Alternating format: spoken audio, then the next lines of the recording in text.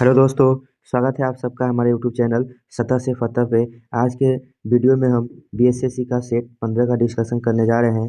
तो चलिए शुरू करते हैं। पहला क्वेश्चन है, भारतीय राष्ट्रीय आंदोलन से संबंधित निम्नलिखित घटनाओं को पढ़ें। और उसके बाद क्या है, इसमें जो ऑप्शन दिया हुआ है कालानुक्रम, जो इसका टाइम पीरियड रहा उसके हिसाब से इसको करना है। पहला दिया है भारतीय राष्ट्रीय कांग्रेस का कराची अधिवेशन। तो भारतीय राष्ट्रीय कांग्रेस का कराची अधिवेशन 29 मार्च को 1931 ईस्वी में हुआ था। राजगुरु की फांसी तो हम जानते हैं, ये सब जो है 23 मार्च 1931 ईस्वी में शहीद राजगुरु और भगत सिंह की फांसी हुई। बलिदान दिवस भी 23 मार्च को मनाया जाता है। 23 मार्च से याद आया, 23 मार्च को ही राम मनोहर लोहिया जयंती मनाया जाता है। गांधी इरविन समझौता की बात करें तो गांधी इरविन समझौता 5 मार्च 1931 ईस्वी को हुई थी। तो इस तरह से पहले हुआ था गांधी इरविन समझौता 5 मार्च को, और 23 मार्च को हुआ था गुरुजी की फांसी या बलिदान दिवस मनाते हैं। और भारतीय राष्ट्रीय कांग्रेस का कराची अधिवेशन 1931 ईस्वी में हुआ था। तो इसका राइट आंसर हो जाएगा ऑप्शन नंबर ए। सामुदायिक विकास कार्यक्रम में विकास के कितने प्रकार के तत्वों को शामिल किया गया है? तो सामुदायिक विकास कार्यक्रम में 5 प्रकार के तत्व शामिल होते हैं। सामुदायिक विकास कार्यक्रम की बात करें तो इसकी शुरुआत 2 अक्टूबर 1952 ईस्वी को हुई थी। अगला प्रश्न है, ग्राम सभा एक गांव के सभी लोगों की आम सभा है जिन्होंने डैश वर्ष की आयु प्राप्त कर ली। तो इसका राइट आंसर हो जाएगा 18 वर्ष। देखिए, ग्राम सभा के मतलब किसी भी पंचायत, ग्राम सभा गांव की सभा होती है अर्थात पंचायत। तो पंचायत लेवल पर जितने भी वोटर होते हैं जिनकी उम्र 18 वर्ष से अधिक हो गई हो, वो सभी ग्राम सभा के क्या होते हैं? सदस्य होते हैं। 21 वर्ष की बात करें तो 61वां संविधान संशोधन 1989 ईस्वी के द्वारा मतदान की आयु जो है 21 वर्ष से घटा करके 18 वर्ष कर दी गई थी। यदि आप पंचायत चुनाव लड़ना चाह रहे हैं तो आपकी न्यूनतम उम्र जो होनी चाहिए 21 वर्ष होनी चाहिए। अगला प्रश्न है, भारत के संविधान के किस भाग में पंचायतों के लिए प्रावधान किया गया है? तो भाग 9 हो जाएगा। भाग 9 ए की बात करें, भाग 9 ए में नगर पालिका है, नगर पालिका। भाग 9 का बी की बात करें तो यह सहकारी समितियां हैं। क्या है? सहकारी समिति। सहकारी समिति को 57वां संविधान संशोधन अधिनियम द्वारा कानूनी मान्यता दिया गया था। अब भाग 3 की बात करें तो भाग 3 में क्या है? मौलिक अधिकार है, और अनुच्छेद 12 से 35 मौलिक अधिकार को यूएसए से लिया गया है। भाग 4 की बात करें तो भाग 4 और अनुच्छेद 36 से 51 में डीपीएसपी है, मतलब directive principle of state policy, मतलब नीति निर्देशक तत्व, जिसे आयरलैंड से लिया गया है। नीति निर्देशक सिद्धांत को कहाँ से लिया गया है? आयरलैंड से लिया गया। अगला प्रश्न है, निम्नलिखित में से कौन सा भारत का पहला राज्य है जिसने पंचायत चुनाव में भाग लेने के लिए न्यूनतम योग्यता का निर्धारण किया? तो वह पहला राज्य है राजस्थान। राजस्थान की बात करें तो राजस्थान की राजधानी कहाँ है? जयपुर। जयपुर को हम लोग पिंक सिटी या गुलाबी शहर के नाम से जाना जाता है। राजस्थान की वर्तमान में हम मुख्यमंत्री की बात करें तो हाल ही में भजन लाल शर्मा, किनको? भजन लाल शर्मा को बनाया गया है। और मध्य प्रदेश की बात करें तो मध्य प्रदेश के मुख्यमंत्री वर्तमान में मोहन यादव है। अगला प्रश्न है, सल्तनत काल में किस भाषा को राजभाषा का दर्जा दिया गया था? तो सल्तनत काल हो या मुगल काल हो, इसमें जो है फारसी को राजभाषा का दर्जा दिया गया था। अगला प्रश्न है, ईरानी पद्धति सिजदा की शुरुआत की थी? तो ईरानी पद्धति सिजदा की शुरुआत बलबन ने किया था, गयासुद्दीन बलबन। बलबन का बचपन का नाम या वास्तविक नाम बहाउद्दीन था। क्या था? बहाउद्दीन था। बलबन ने अपने विरोधियों के लिए लौह एवं रक्त की नीति अपनाई है। ठीक है। बलबन ने सल्तनत काल में एक विभाग का स्थापना किया था जिसका नाम था दीवाने अर्ज, अर्थात सैन्य विभाग के संस्थापक कौन थे? बलबन थे। रजिया सुल्तान की बात करें तो प्रथम महिला मुस्लिम शासिका रजिया सुल्तान। रजिया सुल्तान का शासनकाल था 1236 से 1240।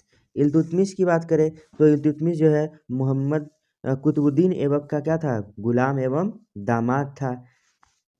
अगला प्रश्न है, भारतीय राष्ट्रीय कांग्रेस के किस अधिवेशन की अध्यक्षता सुभाष चंद्र बोस ने की थी? तो भारतीय राष्ट्रीय कांग्रेस का एक अधिवेशन था हरिपुरा, उसकी अध्यक्षता जो है कौन किए थे? तो सुभाष चंद्र बोस किए थे। नागपुर से एक है, नागपुर को संतरा नगरी के नाम से भी जाना जाता है। और नागपुर में ही 1925 ईस्वी में डॉक्टर विलियम हेडगेवार के द्वारा आरएसएस की स्थापना करी गई थी। किसकी स्थापना करी गई थी? आरएसएस अर्थात राष्ट्रीय स्वयंसेवक संघ। जब चंद्रमा पृथ्वी के सबसे नज़दीक होता है तो ऐसी स्थिति कहलाती है, ऐसी स्थिति जो है पेरिजी कहलाती है। जब चंद्रमा पृथ्वी के सबसे नज़दीक होता है तो उसको उपभू या पेरिजी, और चंद्रमा जब पृथ्वी के सबसे दूर होता है तो उसको एपेजू मतलब अपभू कहा जाता है। अगला प्रश्न है, निम्नलिखित में से कौन सा बिम्स्टेक का सदस्य है? तो बिम्स्टेक का सदस्य हो जाएगा, बिम्स्टेक का सदस्य ऑप्शन के हिसाब से इसमें जो दिया हुआ है उस हिसाब से इसका राइट आंसर हो जाएगा श्रीलंका। अब हम बिम्स्टेक की बात करें तो बिम्स्टेक की स्थापना जो है 1997 ईस्वी में हुआ था। इसमें सदस्य वर्तमान में कितने हैं? 7 है। इसके सदस्य का एक ट्रिक याद रखेंगे, MBBS और NIT। MBBS NIT एम से हो जाएगा म्यांमार, बी से बांग्लादेश, बी से भूटान, एस से श्रीलंका, एन से नेपाल, आई से इंडिया और टी से क्या हो जाएगा? थाईलैंड। तो ब्रिक्स में 7 देश हैं जिसका ट्रिक हो जाएगा MBBS NIT। एम से म्यांमार, बी से बांग्लादेश, बी से भूटान और एस से हो जाएगा श्रीलंका, एन से हो जाएगा नेपाल, आई से इंडिया और टी से हो जाएगा थाईलैंड। 2002 में पद्मश्री और 2013 में पद्म भूषण से सम्मानित शास्त्रीय नृत्यांगना सरोजा वैद्यनाथन किस किस भारतीय नृत्य से संबंधित थी, जिनका हाल ही में निधन, दिल्ली में निधन हो गया है? तो वह जो है सरोजा वैद्यनाथन जो थी वह भरतनाट्यम नृत्य से संबंधित थी। हाल ही में निधन से संबंधित प्रश्न बहुत पूछे जाते हैं। हाल ही में MS स्वामीनाथन का निधन हो गया सितंबर महीने में, जो क्या थे? भारत में हरित क्रांति के जनक जाने जाते हैं। विश्व बैंक और अंतर्राष्ट्रीय मुद्रा कोष की स्थापना का निर्णय किस वर्ष ली गई थी? तो 1944 ईस्वी में ब्रेटन वुड्स सम्मेलन हुआ था। उसी में विश्व बैंक या इसको हम IBRD बोले और प्लस में क्या IMF की स्थापना की बात करी गई थी। IBRD की बात करें तो international bank for reconstruction and development, इसी को हम लोग वर्ल्ड बैंक के नाम से भी जानते हैं। IMF बोले तो अंतर्राष्ट्रीय मुद्रा कोष। ये दोनों संगठन जो है ब्रेटन वुड्स सम्मेलन की क्या है? उपज है। और IMF और विश्व बैंक की बात करें तो इसकी स्थापना 1945 में हुई थी। विश्व बैंक के अभी प्रमुख की बात करें तो प्रथम भारतीय अमेरिकी नागरिक अजय बंगा है। अजय बंगा है जो वर्तमान में विश्व बैंक के अध्यक्ष है। इसके पहले डेविड मलपास थे। तो पूछेगा वर्तमान में विश्व बैंक के अध्यक्ष कौन है? तो श्री अजय बंगा राइट आंसर हो जाएगा। अगला प्रश्न है हमारा, अगला प्रश्न है अक्षांश का तात्पर्य है। तो अक्षांश जो होता है ग्लोब पर विषुवत रेखा के समानांतर उत्तरी एवं दक्षिणी गोलार्ध में खींची गई रेखा है। और अक्षांश टोटल कितने होते हैं? 180 है। दो अक्षांश के बीच की दूरी 111 किलोमीटर है, ठीक है। और देशांतर कितने हैं? तो देशांतर 360 है।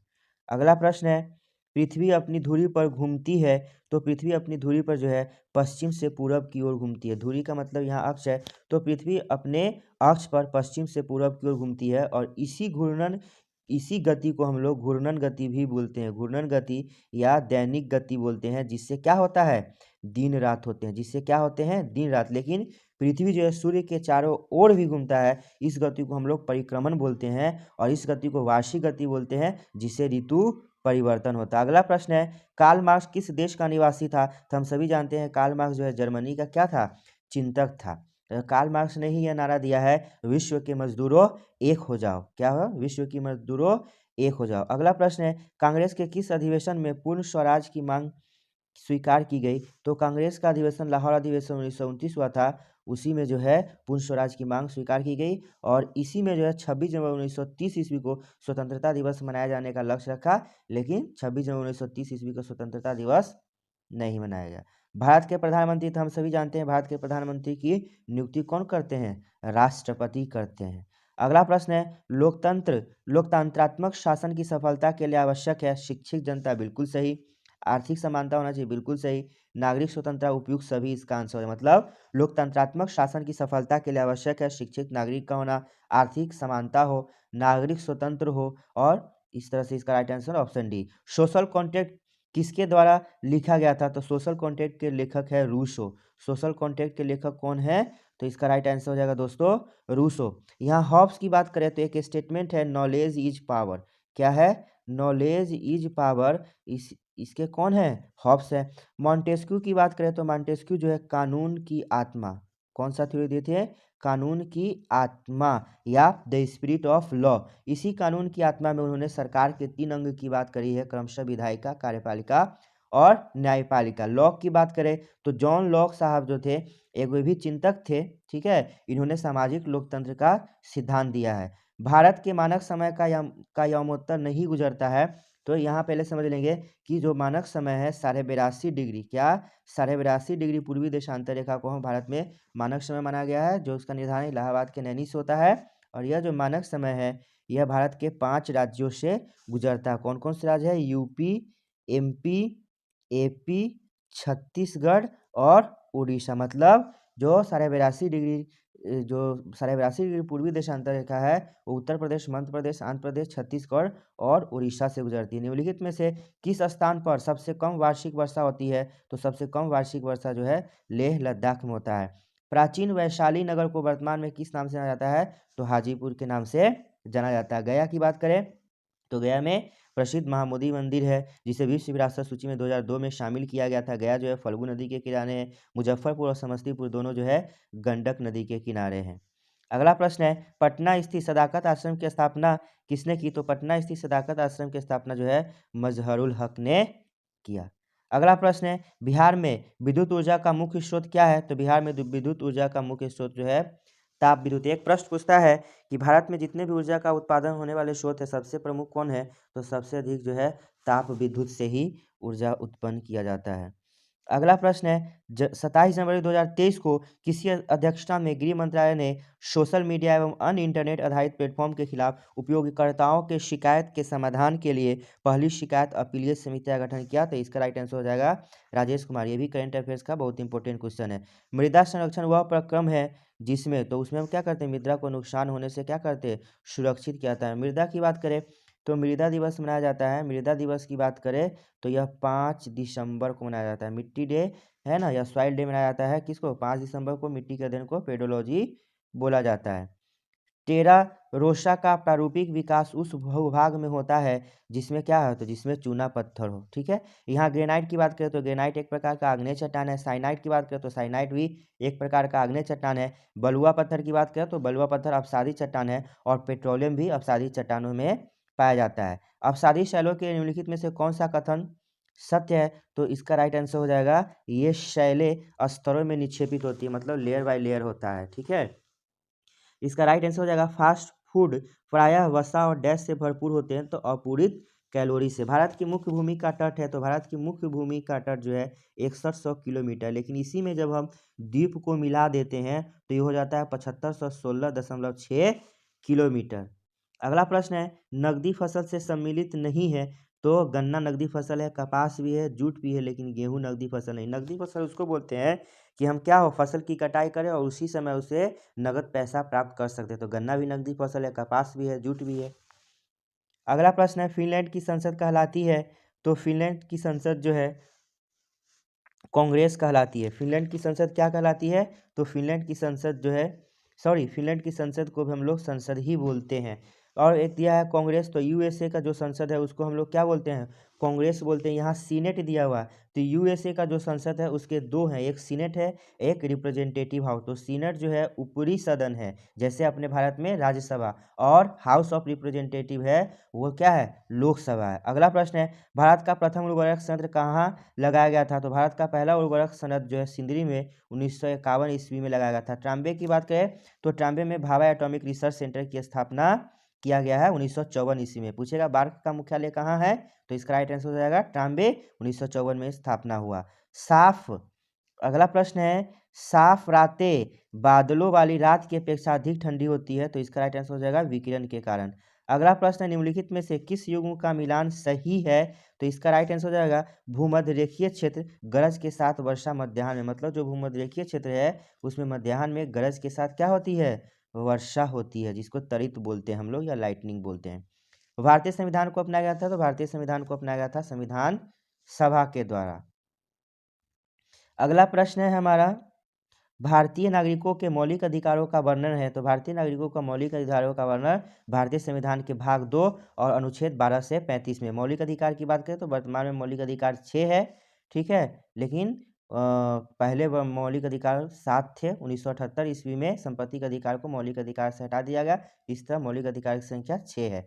न्यायिक पुनरावलोकन का अर्थ यह है कि सर्वोच्च न्यायालय डैश को सभी प्रकरणों पर अंतिम अधिकार प्राप्त है, राष्ट्रपति के विरुद्ध दोषारोपण कर सकता है, अपने निर्णय की समालोचना कर सकता है। ये राइट आंसर। जुडिशियल रिव्यू की बात करें तो जुडिशियल रिव्यू या न्यायिक पुनरावलोकन का उल्लेख भारतीय संविधान के अनुच्छेद 137 में। न्यायिक पुनरावलोकन का मतलब है कि जो फैसला हमने दे दिया उसका एक बार रिव्यू करेंगे, पुनर्विचार करेंगे। तो ये इसका किसके पास है? सर्वोच्च न्यायालय के पास। सर्वोच्च न्यायालय एक अभिलेख न्यायालय है, इसका उल्लेख जो है भारतीय संविधान के अनुच्छेद 129 में। इसका मतलब ये हुआ कि सर्वोच्च न्यायालय के द्वारा जो भी फैसला दिए जाते हैं वह हर जगह संरक्षित रखे जाते हैं, जो कि एक डॉक्यूमेंट के तौर पे काम करता है। भारत में प्रजातंत्र इस तथ्य पर आधारित है कि जनता को सरकार को चुनने तथा बदलने का अधिकार है। ये राइट आंसर है।